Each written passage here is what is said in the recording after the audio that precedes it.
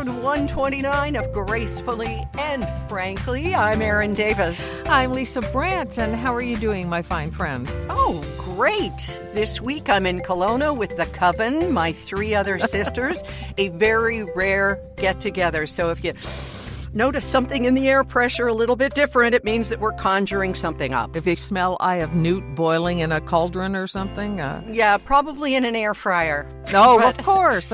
So one of your sisters lives in Mexico, so she doesn't come home a lot, right? No, she hasn't been since before COVID time. So the four of us haven't sat and talked about other people together in a long time. Wow. This is good. And with an even number, I wonder how that works out. Like, do you pair off into twos and talk about the other two, or what do you do? Sometimes we switch it up. We put each other into studios with headphones on and then discuss and then bring them into the conversation and make them guess what we talked about. Like a game show. Yes, exactly.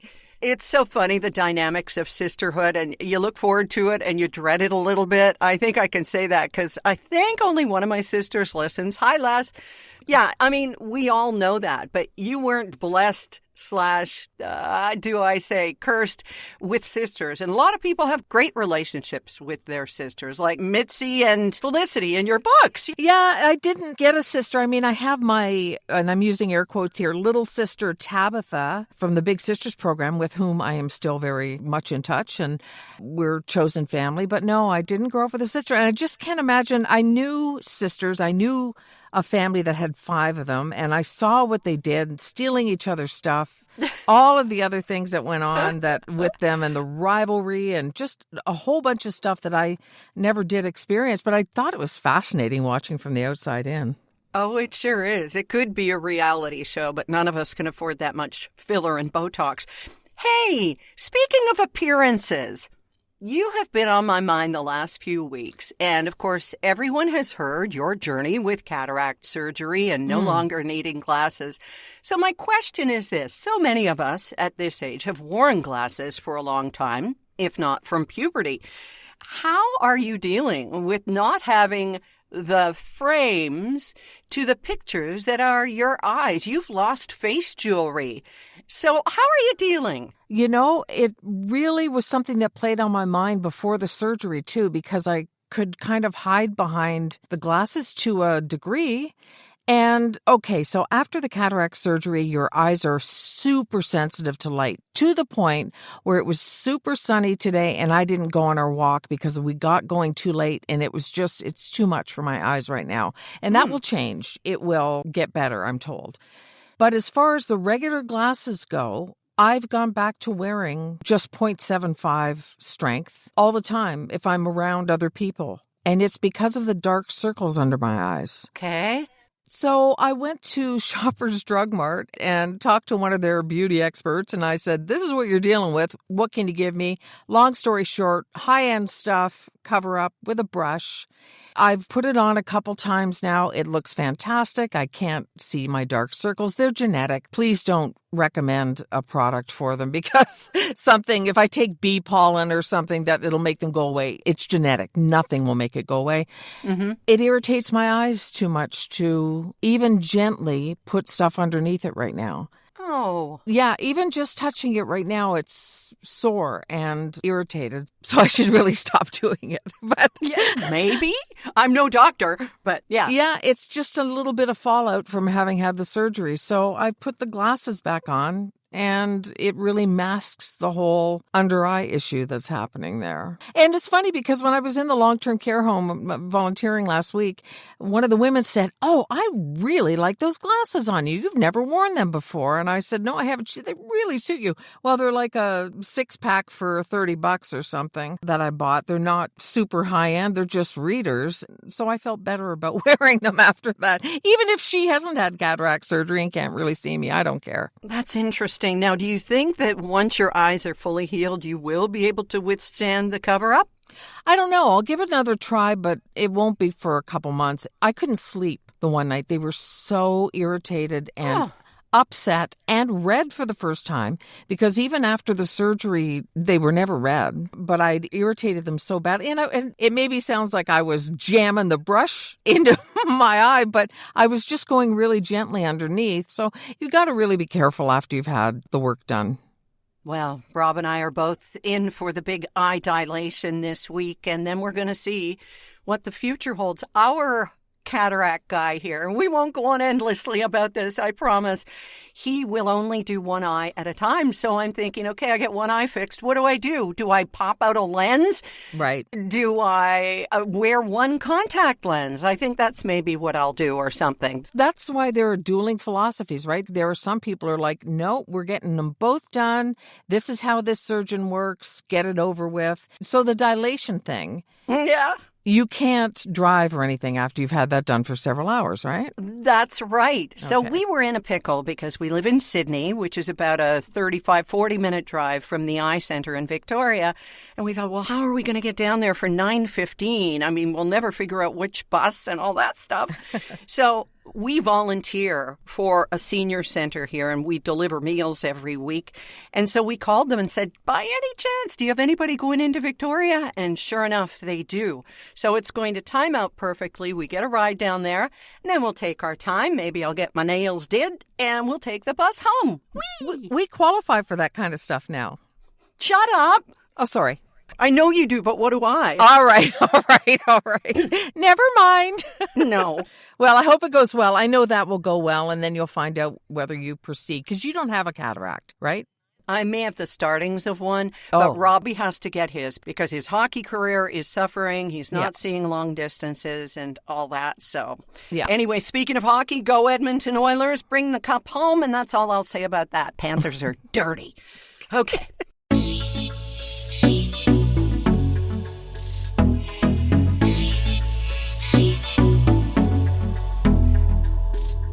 Our eyesight changes as we age, of course. Everybody has noticed that. But you know what never, ever, ever changes, Lisa? The size of my ass. No, that's Oh. what you use your high-end cover-up for. Different end. My butt. Yeah. It's our fingerprints. Now, right now, if you and I did fingerprints side by side, our fingerprints would be different, right? We're not that much alike that Of we have course. the same fingerprints. Right. But do you know, if you've soaked them in water, if you've been in a bath or a pool for 10 minutes or so, when your fingers come out, the wrinkles will be exactly the same. So your fingerprints, even though the skin everywhere else changes, Mm-hmm. the fingerprints don't. Well, the fingerprints stay the fingerprints, but it's the wrinkles caused by the paths of blood vessels that will always be the same wrinkles. All our fingers will look the same once we've gotten them waterlogged. Isn't that fascinating? It blows my mind. I am freaked out about it because when watching Hacks, which is an amazing show starring Jean Smart, hilarious, and she said that hands, and of course it's got to be true because it was on TV show, she said that the hands are the only thing you can't get plastic surgery on. Interesting. I know that there are people in Toronto who have had filler put in their hands so they don't look bony. Right, but you can't get a face hand lift or whatever. Yes. Yeah, I know what you mean.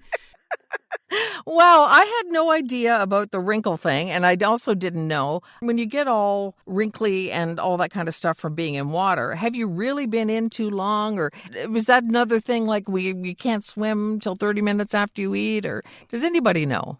Yeah, well, I don't think you can be in too long. I mean, that's just me. We're not doctors. We don't even play them on a podcast. But what happens is a long soak leads to water entering your skin, and it waters down the amount of salt in the tissue. So the brain gets messages through nerves that tells your blood vessels, quick, narrow, and it pulls in the anchored overlying skin in your fingers and toes. But why does it do this?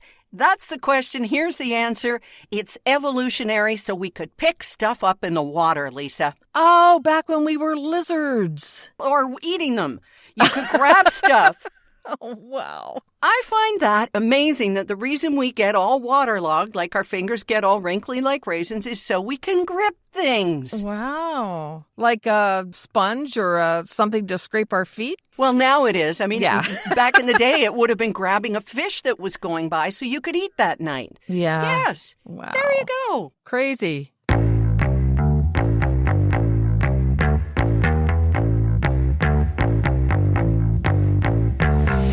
You take vitamin D every day, I think.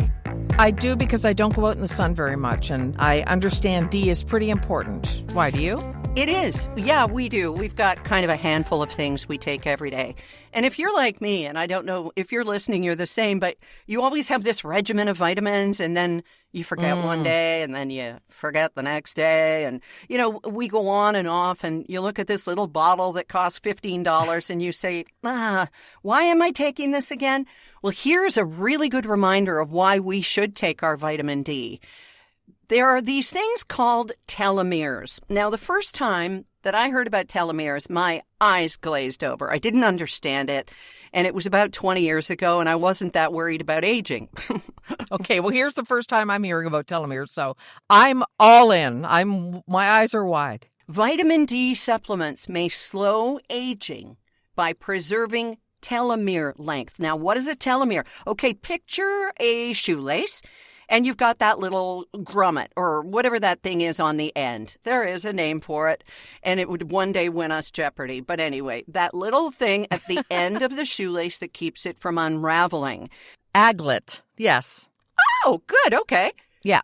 Those are telomeres. They are the protective caps at the ends of our chromosomes. Okay, so the shoelaces are our chromosomes.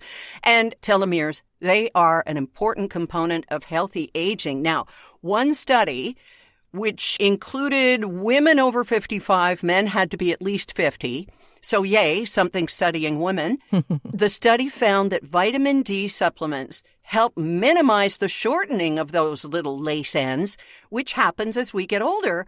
And so they may help protect against diseases tied to aging and biological aging. So, cool. Yeah, and they did placebos, and they did it with the real vitamin D, and there was a marked difference. So I think that's really exciting, and just a reminder that vitamin D can slow your aging by 3 years, according to these studies of telomeres. And we already know that D supports bone, immune system, and reduces inflammation, but now this is more about prevention. So get your vitamin D, add it to the regimen. You know, you may not feel different right away, but the best time to plant a tree was, 10 years ago. The next best time is now. Right. Same thing with vitamin D. Plant that D. That is super cool. I had no idea that it had more benefit. I like the idea of prevention. Who doesn't? Mm-hmm. Better than having to fix something later on. So if it's in there working away with a wrench and pulling on those telomeres, I'm all for it. Why did I turn into a pirate? I'm all for it. Arr.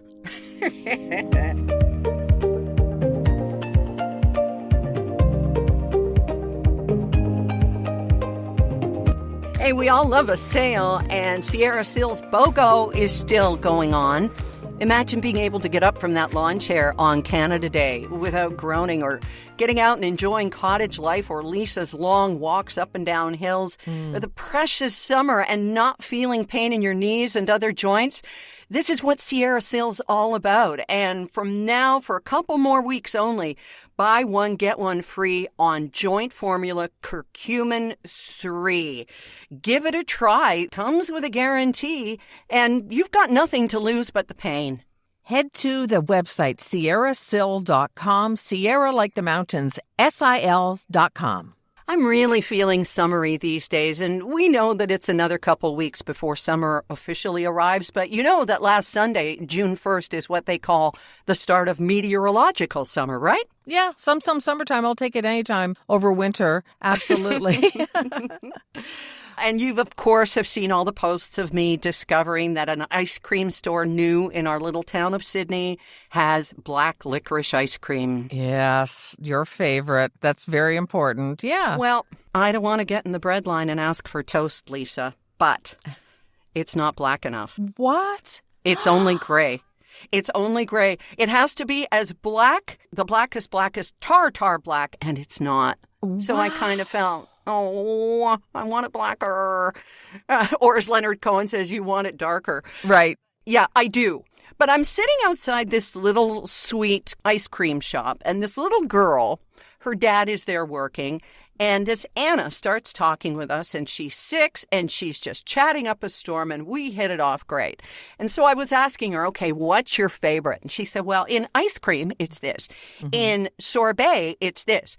In sherbet, it's this. And I went, wait. Are sorbet and sherbet not the same thing? So guess what? I learned something from a 6-year-old. And then a 6-year-old who has all of these different categories and favorites. Oh, my goodness. So what did you learn?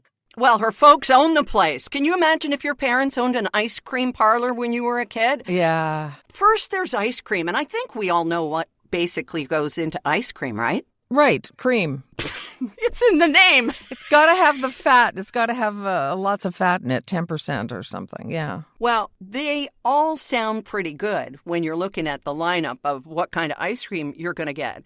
But it's assumed that the 3 iced alternatives to ice cream and gelato are dairy-free, right? Just because they're all creamy in texture. Yeah. But sorbet is if you can't tolerate dairy. All right? And you don't react well to eggs or on a vegan diet. Dairy and eggs are not in sorbet. So that's the first thing. Sorbet is fruit, but no dairy. And lots of people make it at home. It's easy peasy. Sure. You said sure? What about sherbet? Sherbet is made with fruit and dairy, like milk or cream. And sometimes there's egg whites or gelatin. So not vegan, not vegetarian. It's actually closer to ice cream than it is to sorbet just because it's got that milk, cream, and butter fat, right? Wow. Then we come to sherbet. How often do you hear that? Oh, I'd like a rainbow sherbet. Well, I've always thought that people saying sherbet were saying sherbet wrong. You're absolutely right. Oh, really? Yes, you're right. And judgy, too, which is just...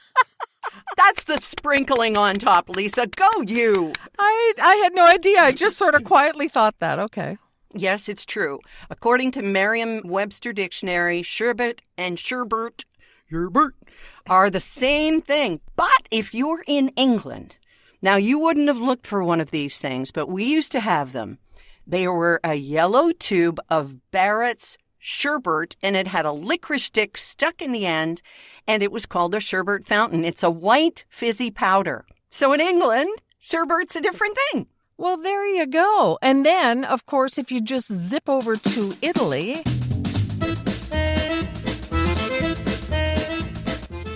you're going to get gelato, but... I'll get a gelato butt if I stay there long enough.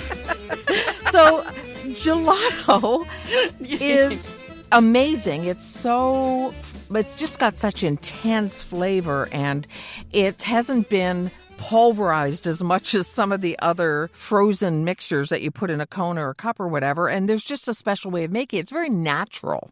Mm-hmm. But here's the thing. It also doesn't use as much sugar as some of the other things. But there is a sort of fake gelato that even the Italians make just to get out to tourists because we don't know any better. Oh. So there was one store that we went to quite a bit when we were in a place along the water, and they probably had 50 different flavors, and they were all just to die for. But they didn't apparently make it the old-fashioned way, because the Italians say if you want to get real gelato, you go to some place that only has maybe half a dozen selections, and then they're making it properly. They're not just whipping it up and tossing it out. Right.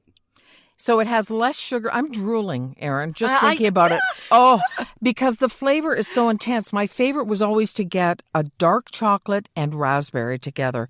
Just the mixture of the little bit of tart with the... Oh, my goodness. Hazelnut is a really good one there, too. Hazelnut is huge. It's really good. So authentic gelato uses natural colors and flavors. They don't use anything artificial, no pre-made mix. And so they'll only have a few because, again, in Italy and some of those other countries, they use what's available nearby, right? They're not trucking it in from who knows where. So, oh my goodness, I've got to get some now. I know you do. Okay, so now you've got the scoop and probably an ice cream craving. You're welcome.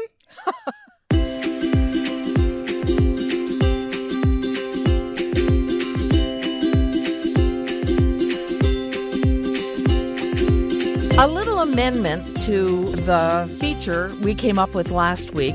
Erin makes everything better. You do this with your cleverness. And instead of This Week in Stupid, it's This Week in Totally Stupid or Twits! Yes! So what have you got for us this week? Oh, this is a good one. This comes from the roster of Victoria Police Department. It happened last Thursday.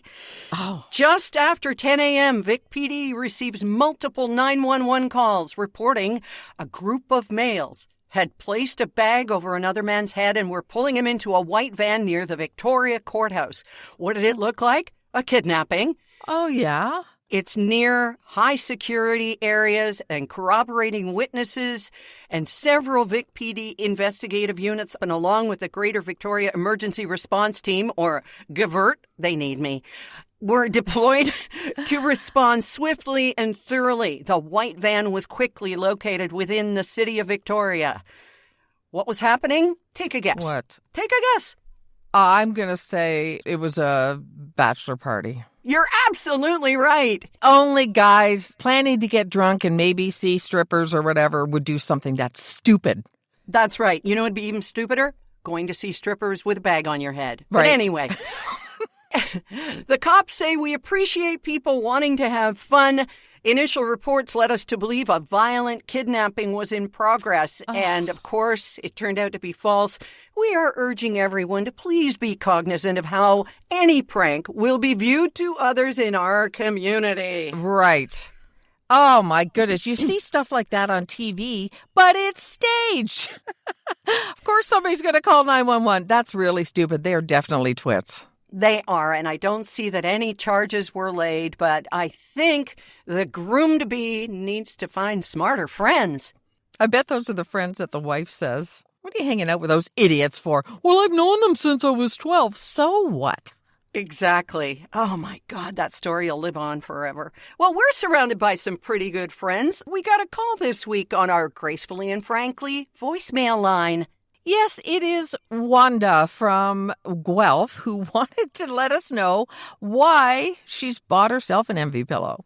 Greetings, Gracefully and Frankly lovelies. I just wanted to share with you that after hearing you two tout all the wonderful benefits of your envy pillows, I finally took the plunge and ordered mine. Now, what made me decide finally to do this?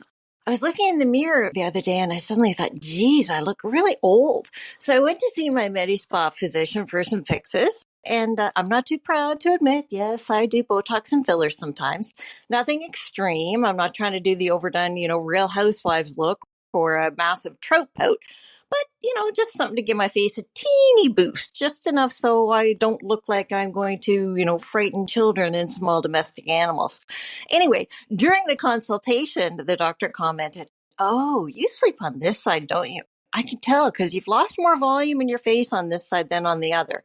And she was right, which is, kind of a little depressing. But anyway, I recognized I'm probably going to struggle to train myself to sleep on my back. So I thought my best solution is to try an envy pillow so that I'm not smushing my face. And it's winging its way to me now, so I'll report back on my findings. Wish me luck. Oh, you won't need luck. You're just going to have the best experience on your envy pillow. And they even have a guarantee, don't they, Lisa? They do. They guarantee that if you don't love it within 90 days, you send it back, they clean it and donate it, and you get your money back. There's just no better guarantee than that. So you get a chance to try it and find out how well it's going to work for you and stop wrinkling that side of your face, Wanda.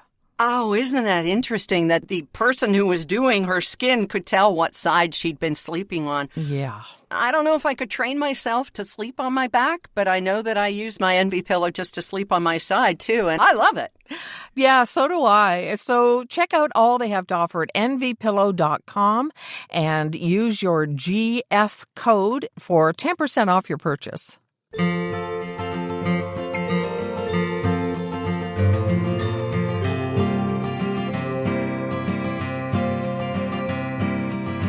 Well, we've mentioned a few times now, it is June, and we are in the thick of it. We're not taking any summer vacation, are we, Lisa? We're going to keep doing these shows all summer? Oh, yeah, absolutely. It's too much fun for us.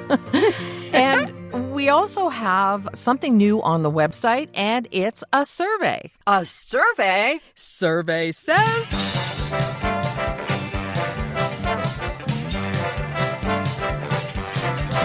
Yeah, there it is. Okay, let's play this. All right, what kind of questions are you asking? Well, we're asking about... Oh, sorry, are we asking? Yeah. Yeah, because it's not just me going rogue. Yeah, nosy Lisa. Not this time. All right. Yeah, it's when do you listen? Why do you listen? How did you find out about us? Are you subscribed to the podcast wherever it is you listen to it? Just things like that. We just want to get a sense of who's listening to us and get your feedback on just a bunch of things. It'll only take a couple of minutes to do it, and we're going to make it worth your while. What? Because through the month of June, the survey will be live, and then we'll make a random draw on Canada Day and announce who has won a Gracefully and Frankly prize pack. Tell them what's inside, Lisa. The Rice-A-Roni. No, we don't have Rice-A-Roni. Rice-A-Roni, the San Francisco treat. No, has to be Canadian. No Rice-A-Roni. It's wild rice. What we do have is an official Queenager t-shirt. Yes, we'll get it in your size and your color choice. Also, the official Queenager pendant and the heart earrings that go with it. So it'll be those things to someone who takes part in the survey. It's up on the website now. All you need to do is go to gracefullyandfrankly.com. And in the news section, you will find the link. Click the link, do the survey, fire it off. It fires itself off, actually. And that's all there is to it. You'll be entered in the draw. Yay. And we're doing this not for a pat on the back or anything, because we always want to be better. We want this show to be not just about us, but about you and the things that interest you. So this is just great. And thank you, Lisa, for handling this and putting all the prizes together and all that kind of thing. Looking forward to it. Yeah, we look forward to hearing what people have to say, too. Which brings us to one more thing before we go. Please, we get these wonderful emails. Got one this week, and I said, could you possibly go to gracefullyandfrankly.com, hit the little microphone icon, and leave us a message, because it would just add so much to the show. And really, truly, you don't have to be a professional. We barely are. Just call and leave that message. And if you don't get it right the first time, do it again. We won't embarrass you. We embarrass ourselves. That's what our job is, but not you. We love you and cherish you and want you to be part of the show. Yes, gracefullyandfrankly.com, little microphone right there on the page. Actually, the microphone, I believe, follows you no matter where you go. It's kind of like the bowl of cream of wheat in that old commercial that followed the kids to school. And yeah, just click that and let us know what you're thinking. And we'd love to have you part of the show. Yeah, and it all coincides with 175,000 listens or downloads? I can never keep this straight, Lisa. Well, it's downloads, so it's also listens. They call it downloads, but you don't even have to really download it. You just listen. 175,000 of them. Woohoo! Woohoo. Well, that's all thanks to you for listening to Gracefully and Frankly. And we're going to wrap it up for this week. And I'll have stories next week of our visit to Kelowna and seeing my dad and just seeing how, which one of us he recognizes. Maybe all of us. I'm betting all four of us. But it'll kind of be, who does he like best? So, yeah. I Not really. I remember when my dad was around and, dementia and all those kinds of things settling in, and you take what you get with him, right? Yep. I'm just grateful you still have him, so. That's for sure, and we'll be celebrating his 92nd birthday. Well, it's a journey a lot of people are on, and we're grateful to have him with us in whatever little glimpses of Dad that are still there, so there you go. Safe travels, my friend. Thank you, and we'll talk to you again next week. You will.